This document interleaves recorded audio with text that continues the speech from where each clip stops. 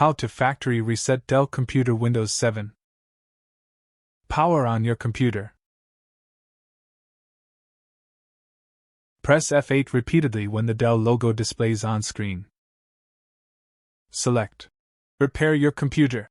Using the arrow keys, then press Enter. Select a keyboard layout and click Next. Sign in as a local user or the administrator, then click OK.